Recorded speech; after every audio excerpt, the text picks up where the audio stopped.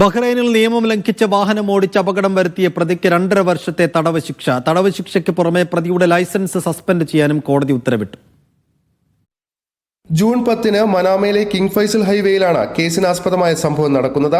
ഗതാഗത നിയമങ്ങൾ കാറ്റിൽ പറത്തിക്കൊണ്ട് ഹൈവേയിൽ ട്രാക്കിന്റെ വിപരീത ദിശയിൽ വാഹനം ഓടിക്കുകയും അപകടം വരുത്തിവെക്കുകയുമായിരുന്നു പ്രതി. പ്രതിയുടെ അപകടകരമായ ഡ്രൈവിംഗിൽ ഒരാൾക്ക് പരിക്കേൽക്കുകയും ചെയ്തിരുന്നു. കേസ് രണ്ടായി പരിഗണിച്ച കോടതി വിപരീത ദിശയിൽ വാഹനം ഓടിച്ച് അപകടമുണ്ടാക്കിയതിനും സ്വകാര്യ സ്വത്തുക്കൾ നശിപ്പിക്കുകയും ചെയ്ത സംഭവത്തിൽ 2 വർഷം തടവ് ശിക്ഷ വിധിച്ചു. ഇതിനു പുറമെ സോഷ്യൽ മീഡിയയിൽ പ്രചരിച്ച വീഡിയോ കൂടി തെളിവായി എടുത്ത കോടതി സ്വന്തം ജീവനും മറ്റുള്ളവരുടെ ജീവനും അപകടത്തിലാക്കിക്കൊണ്ടുള്ള അശ്രദ്ധമായ ഡ്രൈവിംഗിനും വാഹനം ഇടിച്ച ഒരാളെ പരിക്കേൽപ്പിച്ചതിനും 6 മാസം കൂടി ശിക്ഷ വിധിക്കുകയായിരുന്നു. പരിക്കേൽപ്പിക്കുക, സ്വത്തിന് കേടുപാടുകൾ വരുത്തുക, ഗതാഗതം തടസ്സപ്പെടുത്തുക എന്നീ കുറ്റങ്ങളാണ് പ്രതിക്കെതിരെ ചുമത്തിയത്.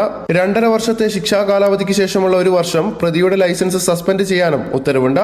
പ്രതി അപകടകരമായി വാഹനം ഓടിക്കുന്ന ദൃശ്യങ്ങൾ സമൂഹമാധ്യമങ്ങളിൽ പ്രചരിച്ചിരുന്നു. ഇതിന് പിന്നാലെ നടന്ന അന്വേഷണത്തിലാണ് ഇയാൾ പിടിയിലാകുന്നത്. അശ്രദ്ധമായ ഡ്രൈവിംഗിനും പൊതുസുരക്ഷയെ ബാധിക്കുന്നതുമായ നിയമലംഘനങ്ങൾക്കെതിരെ കർശനമായ നിയമ നടപടികൾ സ്വീകരിക്കുമെന്ന് അധികൃതർ അറിയിച്ചു.